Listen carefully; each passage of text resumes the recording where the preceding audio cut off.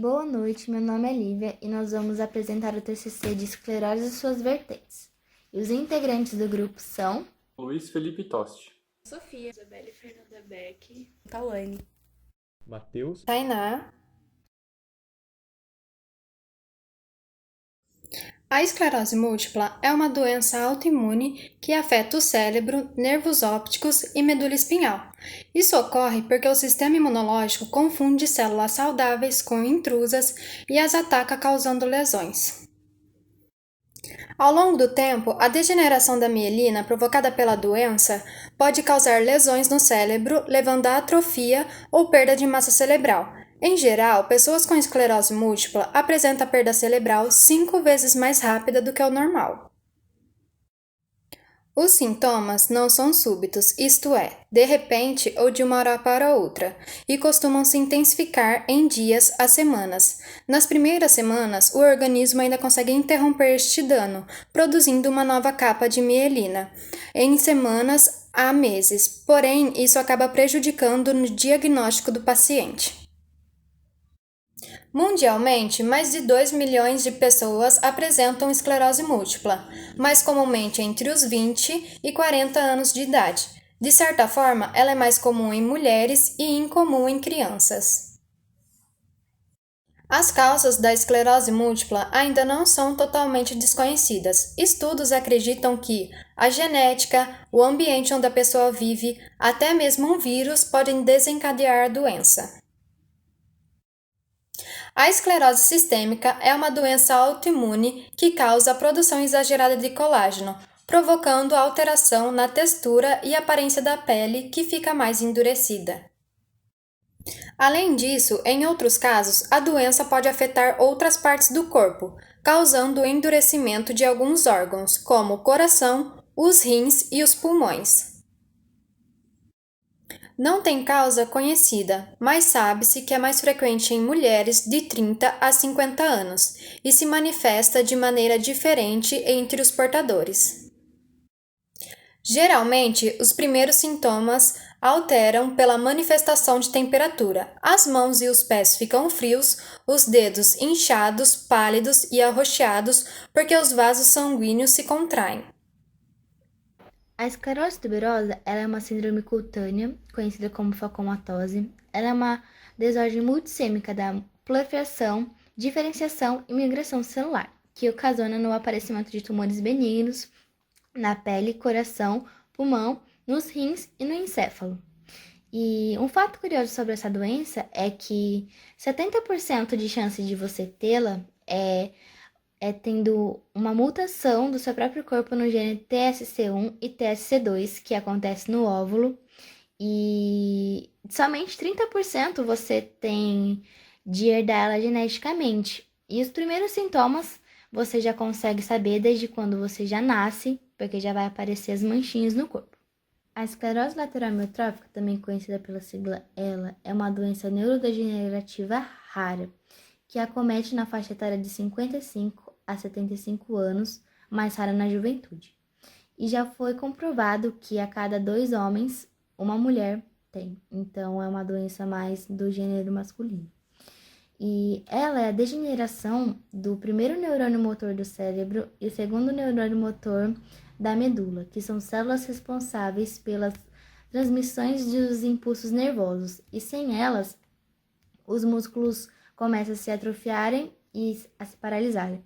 E conforme a progressividade da doença, você vai também precisar de ventilação mecânica, porque você vai perder a capacidade de respirar sozinho, você não vai conseguir falar nem comer mais sozinho. E só é existente no mercado um medicamento, que é o Riluzol, mas só que as farmacêuticas, os laboratórios estão já pesquisando outros medicamentos que podem dar certo. E ela tem chances de você herdar ela geneticamente, mas também tem chances de você adquiri-la com o tempo. Vim apresentar os gráficos do trabalho de TCC de esclerose múltipla e suas vertentes. E os gráficos foram feitos, a gente enviou por um forms e tivemos a resposta de 422 pessoas, onde os resultados nos surpreenderam. E eu escolhi 2 gráficos para comentar. Um era sobre o que é a ELA, e muita gente conheceu, o que surpreendeu muito a gente, porque na nossa cabeça era uma doença um tanto quanto desconhecida, não se ouve falar muito, e 85% das pessoas a conheciam. E o segundo gráfico que a gente escolheu foi se tinha essas doenças, a esclerose lateral amiotrófica e a esclerose múltipla, tinham tratamento ou cura, e 69% das pessoas sabiam que ela não tem cura, mas sim tratamento, o que pode evoluir, deixar a pessoa que portadora ter mais tempo de vida.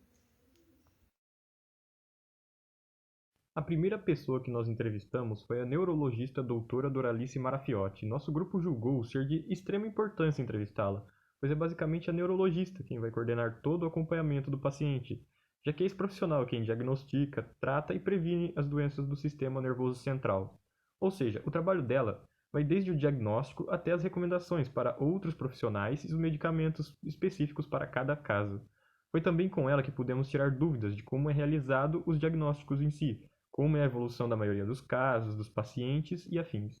Foi uma entrevista de suma importância para o desenvolvimento do nosso projeto. A segunda pessoa que nós entrevistamos foi o enfermeiro Carlos Alberto Moreira.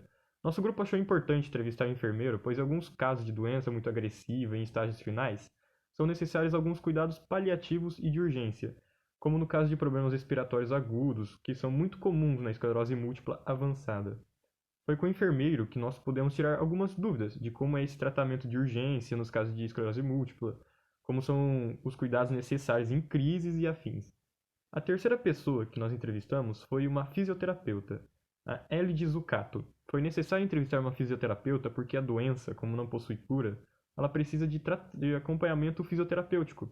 E foi com essa profissional que nós pudemos ver como é realizado os tratamentos para a redução do sofrimento do paciente, as atividades físicas que eles podem ou não fazer, quando é necessária a fisioterapia e se é necessário em todos os casos. Foi de grande proveito essa entrevista, para entendermos como é o tratamento não medicamentoso.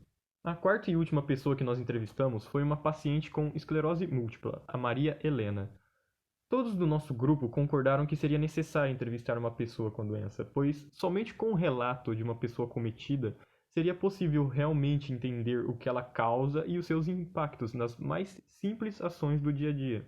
Foi de grande ajuda para o desenvolvimento do nosso trabalho, o relato da paciente, porque nós pudemos perceber o quão sofrida e incapacitante a doença é para o portador.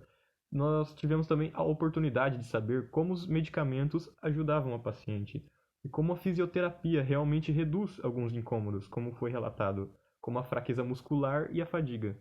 Nós achamos que essa entrevista foi de grande proveito, já que ninguém melhor para falar sobre a doença, realmente, do que uma pessoa que porta a doença. O objetivo do grupo era visar o conhecimento sobre a esclerose e suas vertentes, já que essa é de difícil diagnóstico e não tem muito conhecimento popular, além de informar os possíveis sintomas, orientar sobre a doença e mostrar quais são as formas de tratamentos já existentes. Nós já tínhamos conhecimento sobre a doença e a falta de informação sobre ela também. Um dos fatores que mais influenciaram foi que um dos integrantes do grupo já conhecia uma pessoa que teve e que demorou 2 anos para ter o diagnóstico correto sobre a esclerose. Isso nos fez querer passar conhecimento dessa doença, além de estudar mais sobre ela. Primeiramente, os termos do nome da doença podem ser explicados por esclerose, tem como significado o enrijecimento. Lateral, porque afeta a medula espinhal em sua porção lateral. Amiotrófica, por causa da atrofia promovida pela doença. Mas como esses fatores se relacionam? Se relacionam de tal forma, como categorizamos como uma doença autoimune degenerativa, isso significa que as suas células do sistema de defesa, o sistema imunológico, vão atacar as células do sistema nervoso. O sistema nervoso é aquele que coordena tudo, nossas visões, nossos movimentos, nosso pescoço. tudo.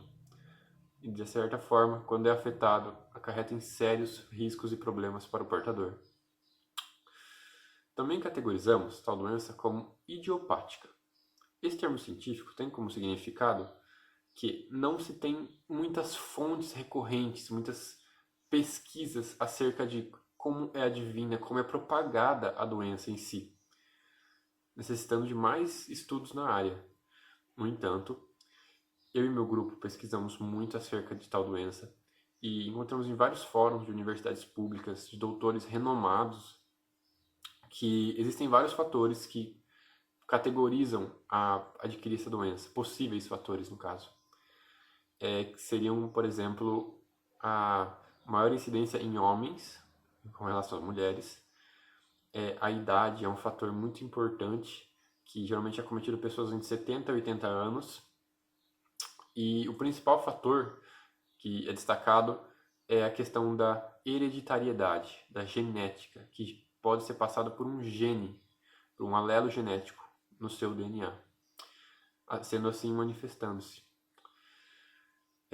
Além disso, podemos destacar uma importante figura no ramo científico que seria o Stephen Hawking, um importante cientista e pesquisador que possuía tal enfermidade e infelizmente veio a falecer há pouco tempo, mas foi um renomado e excelente pesquisador para tal área. Concluímos que a esclerose múltipla é uma doença neurológica, crônica, progressiva e autoimune. Isso significa que as células de defesa do nosso corpo atacam o nosso próprio sistema nervoso, como se ele não pertencesse ao nosso organismo, causando lesões no cérebro e na medula. O tratamento da doença consiste no uso de imunossupressores, fisioterapia e medicamentos que suprimem o sistema imunológico, podendo ajudar a combater os sintomas e retardar a progressão da doença. A paralisia também acontece porque o nosso sistema imunológico confunde as células saudáveis da bainha protetora dos nervos como células invasoras e começa a atacá-las, corroendo e provocando lesões na bainha de mielina. A esclerose múltipla, ela piora com o maior consumo de itens como refrigerantes, nectares e chás adoçados com sintomas mais severos da doença. Entretanto, a expectativa de vida de quem tem esclerose múltipla ainda é de 7 a 14 anos, menor que a população geral.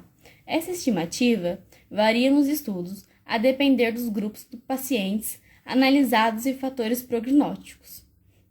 Concluímos também que a esclerose múltipla não é uma doença mental, não é contagiosa e não é suscetível de prevenção. Não tem cura e seu tratamento consiste em atenuar os sintomas e desacelerar a progressão da doença. O paciente também pode apresentar sintomas cognitivos em qualquer momento da doença, independente da presença de sintomas físicos ou motores. As funções cognitivas mais frequentes são o processamento da memória e execução de tarefas. Os indivíduos se queixam muito que levam mais tempo para memorizar as tarefas e possuem mais dificuldades para executar as mesmas. Pode também haver transtorno emocional, que são sintomas de depressão, de ansiedade, de humor, de irritação ou de flutuação entre depressão e mania, que é transtorno bipolar. A função do tratamento com os medicamentos é diminuir a atividade inflamatória e diminuir os surtos das doenças com o tempo e também diminuir o acúmulo da incapacidade por ela.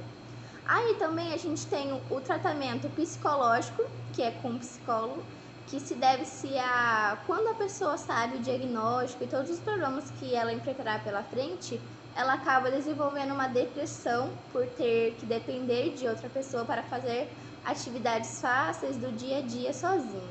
Também temos a terapia ocupacional, que é onde eles vão tentar desenvolver atividades que facilitam você a praticar as atividades diárias e também eles vão tentar um vínculo social para ter uma inclusão social maior com as pessoas, porque muitas pessoas que têm a doença, elas se sentem deprimidas e se isolam por conta das características da atrofia muscular.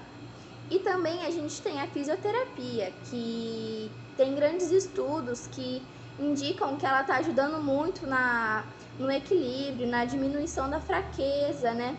E também está conseguindo fazer muitos pacientes a se sentirem mais confiantes, a tentarem andar novamente sozinhas.